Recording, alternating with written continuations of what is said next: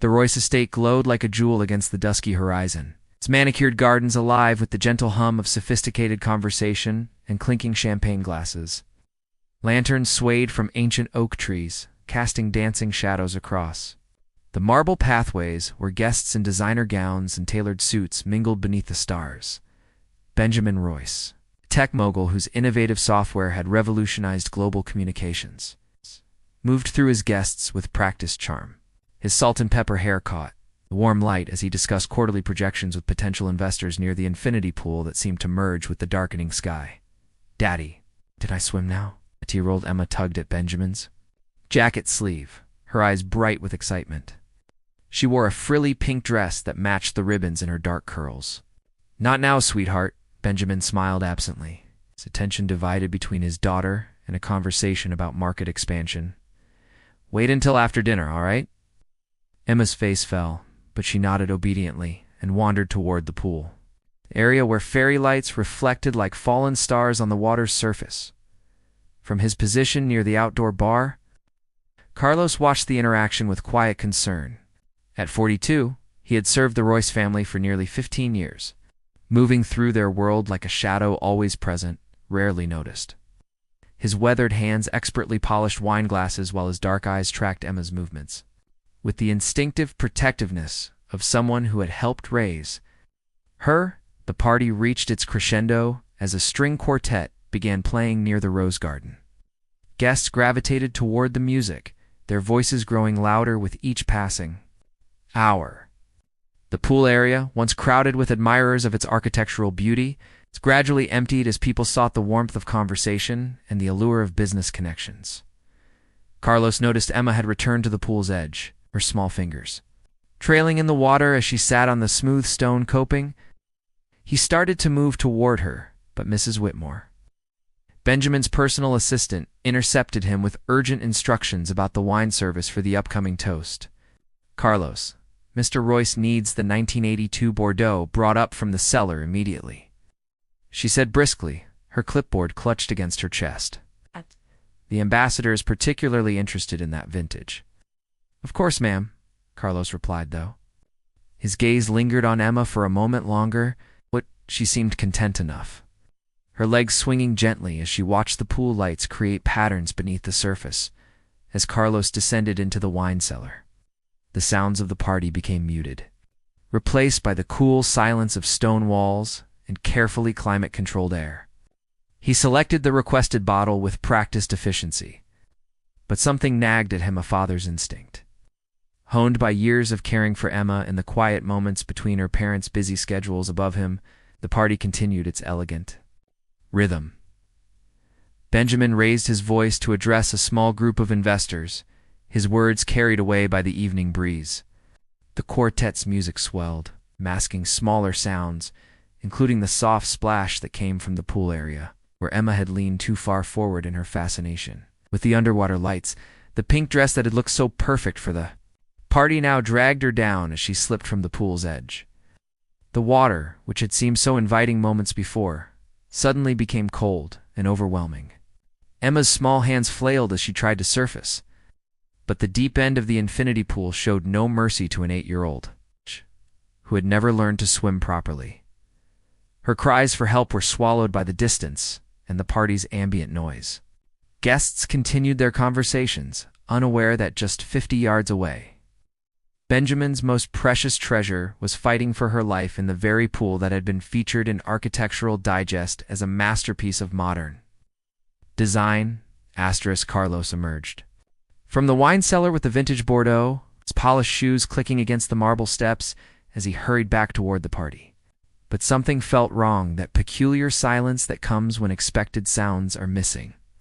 He couldn't hear Emma's gentle splashing or her occasional giggles as she played by the pool. His pace quickened, the precious bottle forgotten in his grip as parental instinct overrode years of trained servitude. As he rounded the corner toward the pool area, his heart stopped. There, in the deep end of the infinity pool, he could see a small form struggling beneath the surface, the pink fabric of Emma's dress billowing like a tragic flower in the underwater. Lights dot without hesitation, Carlos dropped the bottle, shattered against the marble, sending crimson wine across the pristine white stone like spilled blood.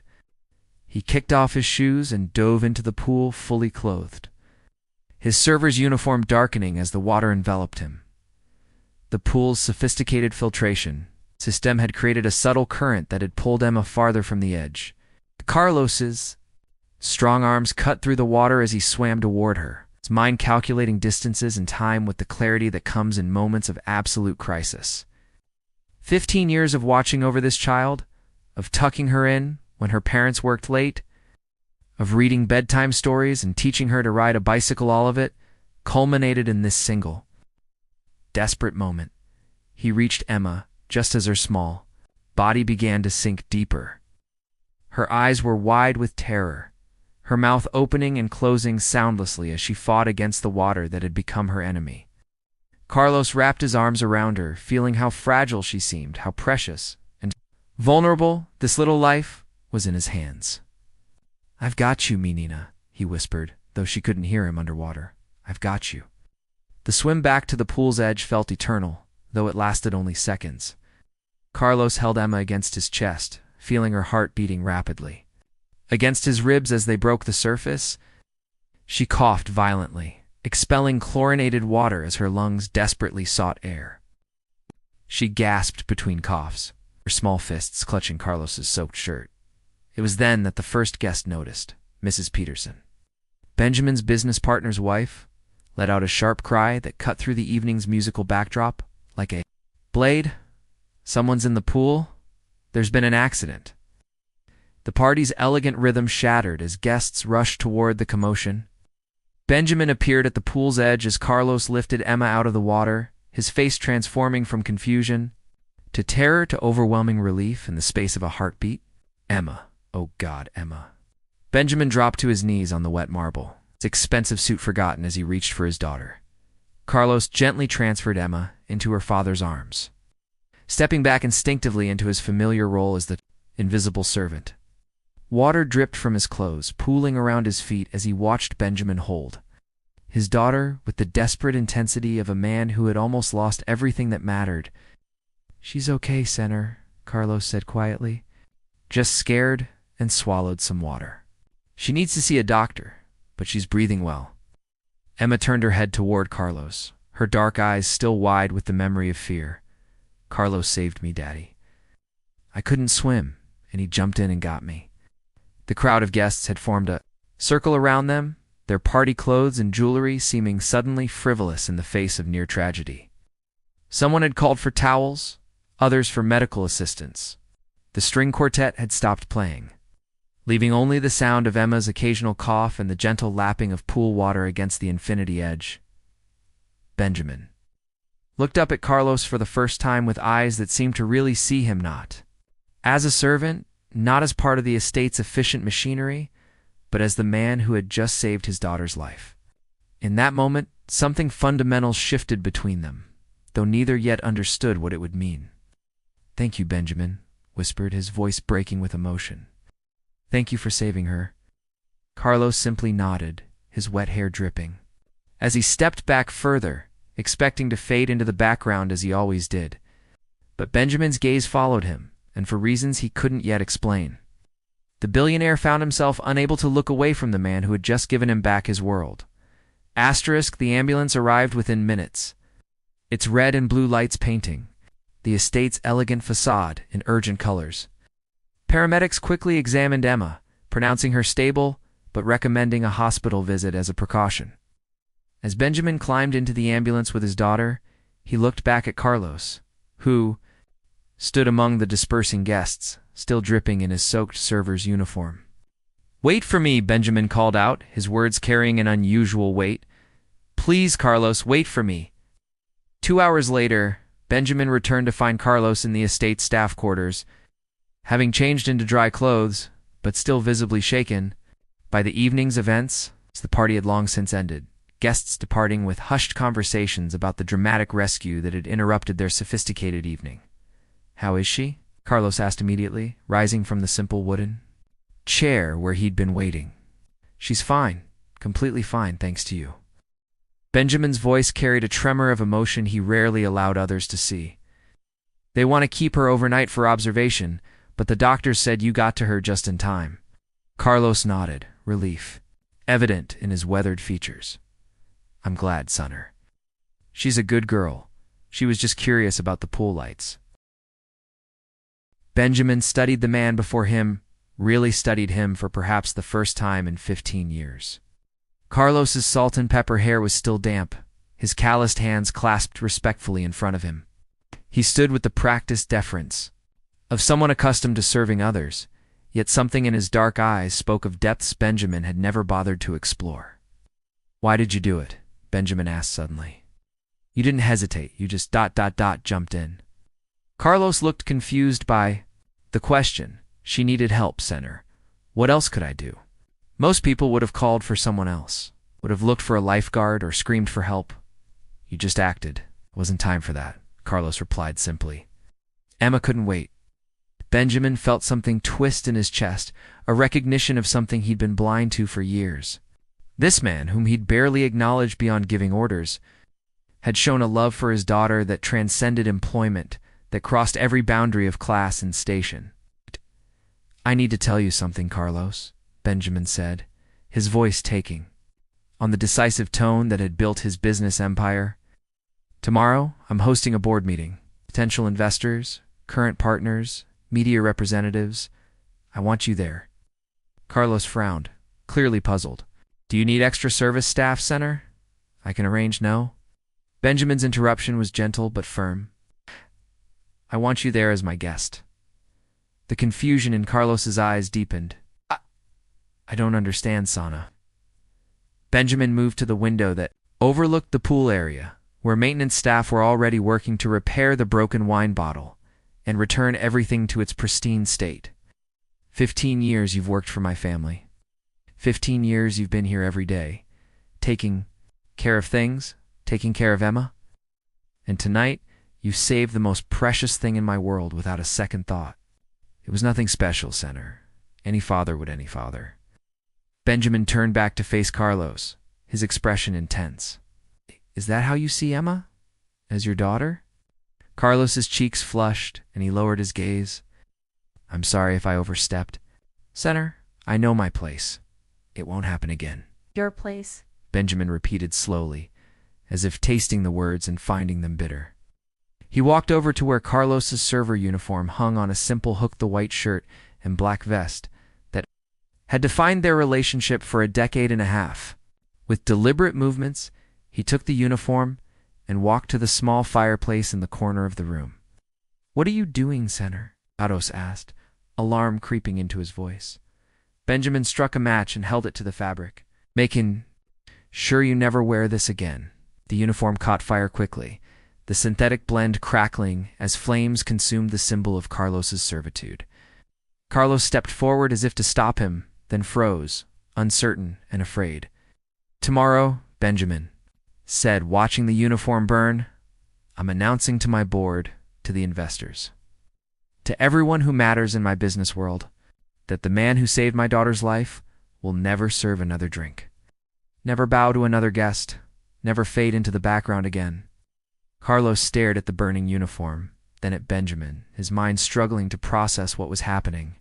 Sonora, I don't understand. This is my job. This is what I do. Not anymore. Benjamin's voice carried the finality of a man accustomed to reshaping the world to his will. Tomorrow, Carlos, I'm going to offer you something that should have been offered 15 years ago. A real chance. A real future. As the last threads of the servant's uniform crumbled to ash, Carlos felt as if the very foundation of his world was shifting beneath his feet. For 15 years, he had known exactly who he was and where he belonged. Now, staring at the man he had served without question, he realized that everything was about to change. Asterisk the next morning dawned gray and overcast, matching the uncertainty that clouded Carlos's mind as he stood before the mirror in his small quarters. Without a server's uniform, he felt displaced, wearing the simple brown slacks and white-collared shirt that constituted his only other formal attire. His reflection looked back at him, not the invisible servant he'd been for 15 years, but simply a man, uncertain and afraid. Benjamin had arranged for the board meeting to be held in the estate's grand library. its floor-to-ceiling windows, offering a view of the pool where last night's drama had unfolded. As Carlos entered the imposing room, he felt the weight of dozens of eyes upon him: board members, investors, and journalists who had been summoned for what Benjamin had described only as an important announcement. Ladies and gentlemen, Benjamin began, standing behind the mahogany podium that dominated the room's far end. Last night you witnessed something extraordinary. A man risked his own safety to save my daughter's life, asking for nothing in return. Murmurs rippled through the assembled crowd. Carlos stood awkwardly near the library's entrance, unsure of where he belonged in this world of power suits and calculated ambitions. Today, I want to share something with you about this man that perhaps will help you understand why his actions last night mean more to me than any of you might realize. Benjamin's gaze found Carlos across the room. Carlos Rivera has worked for my family for 15 years, but our story together began long before he ever served his first meal in this house. Carlos felt his breath catch. Surely Benjamin couldn't remember that night 17 years ago. It had been raining, and Carlos had been just another construction worker heading home after a long shift on a downtown building project. 17 years ago, Benjamin continued, his voice carrying to every corner of the silent room, I was nobody special. Just another young entrepreneur with more ambition than sense, trying to secure funding for a software company that most investors thought was a pipe dream. The audience leaned forward, intrigued by this rare glimpse into their host's past. I was walking home late one night from yet another failed pitch meeting, taking a shortcut through a construction site that I probably had no business being in. It was dark, it was raining, and I was so focused on my failures that I didn't notice. The scaffolding above me was unstable. Carlos closed his eyes, remembering. He had been securing equipment for the night when he heard the groaning metal, saw the young man in the expensive suit standing directly beneath the collapsing structure. The scaffolding came down, Benjamin continued, his eyes never leaving Carlos's face. 2 tons of metal and wood that should have killed me. Would have killed me if not for a construction worker who saw what was happening and tackled me out of the way. Taking the full impact himself. Gasps echoed through the library. Several board members turned to stare at Carlos, who stood frozen as Benjamin unveiled the secret he had carried for 17 years. The man spent 3 days in the hospital with a broken collarbone and 2 cracked ribs. When I tried to thank him to repay him somehow, he had already checked out. Disappeared. I never even learned his name. Benjamin's voice grew thick with emotion. It wasn't until 5 years later, when I was interviewing candidates for household staff, that I saw that face again. Carlos Rivera applying for a position as a server. Carlos remembered that interview. How Benjamin had stared at him with strange intensity. How he'd been hired on the spot despite his limited experience in domestic service. I recognized him immediately, but he showed no sign of recognizing me. Perhaps I looked different. Success has a way of changing how people see you. Perhaps he simply chose not to remember. But I never forgot that a man who didn't know my name had sacrificed his own safety to save my life. The room was completely silent now, the weight of Benjamin's revelations settling over the assembled crowd like a blanket. For 15 years, I told myself I was giving him a job, a steady income, security. I convinced myself that was enough. But last night, watching him dive into that pool without hesitation to save Emma, I realized the truth. Benjamin's voice cracked slightly. I had turned my savior into my servant. I had taken the man who gave me my life and made him invisible in his own. Carlos felt tears welling in his eyes as 17 years of buried emotion rose to the surface. He had recognized Benjamin immediately during that job interview, had known exactly who he was applying to serve. But what could he have said? That he had once saved his potential employer's life. It would have seemed like manipulation, like an attempt to leverage past actions for personal gain. So today, in front of all of you who matter to my business, to my future, I want to correct a 17-year-old mistake. Benjamin stepped out from behind the podium, walking across the room until he stood directly in front of Carlos. Carlos Rivera, you saved my life once, and now you've saved my daughter's life. I can never repay either debt, but I can offer you what I should have offered years ago, not employment, but opportunity. Benjamin extended his hand, not as an employer to a servant, but as one equal to another. I want to send you to university, Carlos. It's full scholarship, any field you choose. And when you graduate, there will be a place for you in my company, not as staff, but as family. Carlos stared at the extended hand at the man whose life he had saved twice without ever expecting recognition. Slowly, his weathered fingers closed around Benjamin's, completing a circle that had begun 17 years ago in the rain and darkness of a construction site. "Thank you," Carlos whispered. His voice barely audible but carrying the weight of a lifetime's worth of dreams suddenly made possible. "Thank you for seeing me." Part 5. New Horizons 3 years later, Carlos Rivera walked across the graduation stage of Stanford University, his engineering degree heavy with possibility in his hands. In the audience, Benjamin Royce stood and applauded with the fierce pride of a father watching his son achieve the impossible. The transformation had not been easy. At 45, Carlos had struggled with calculus equations that came naturally to his 20-year-old classmates. He had spent countless nights in the university library, his weathered hands cramped around pencils as he worked through problems that challenged every assumption he'd held about his own capabilities. But he had persevered, driven by the memory of that moment in the library when Benjamin had truly seen him for the first time in 15 years. The scholarship had covered his tuition, but Benjamin's quiet encouragement and Emma's enthusiastic letters about her Uncle Carlos going to school had sustained him through the difficult moments when imposter syndrome threatened to overwhelm him. Emma, now 11 and an accomplished swimmer, thanks to the lessons Benjamin had immediately enrolled her in after the pool incident, had become Carlos's most devoted supporter. She would video call him before every major exam, offering study tips and reminding him of algebraic formulas she was learning in her own advanced mathematics classes. "You saved my life," she told him during one particularly difficult semester when he'd considered dropping out. "Now, you have to save your own life by not giving up."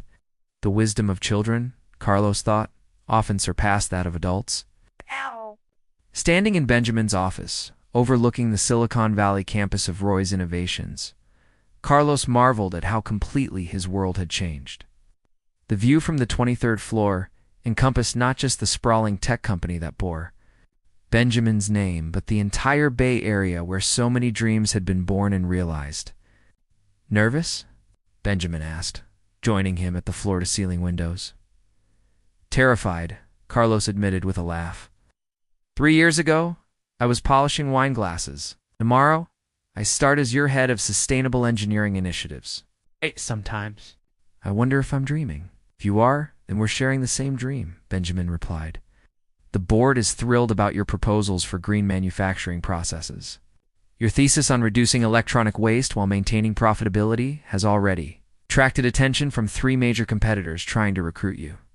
Carlos smiled, remembering his thesis defense where he had argued passionately for corporate responsibility in environmental stewardship. The boy who had grown up in poverty, who had worked construction and served drinks, had found his voice in the intersection of technology and social consciousness. "I have something for you," Benjamin said, walking to his desk and retrieving a small wrapped box, an early birthday present. Carlos unwrapped the gift carefully, revealing a photograph in an elegant silver frame. It showed the two of them 17 years ago, taken by a newspaper photographer who had covered the construction accident. Carlos appeared unconscious on a stretcher, his face pale but peaceful, while a younger Benjamin stood beside the ambulance, his eyes filled with gratitude and concern. "I tracked this down through the newspaper archives," Benjamin explained. "It's the only record of the night that changed both our lives. I wanted you to have it as a reminder that heroes aren't born there. Revealed in moments when ordinary people choose to do extraordinary things." Carlos studied the photograph, seeing in it not just a moment of crisis, but the beginning of a journey that had led them both to places they could never have imagined. "There's something else," Benjamin continued. "Emma and I have been talking, and we want you to know that the guest house by the pool is yours for as long as you want it. Not as an employee, but as family. That pool may have almost taken Emma from us, but it also brought us all together in a way that nothing else could have." Through the office windows, Carlos could see the estate in the distance, its gardens, in pool area looking peaceful in the afternoon sunlight.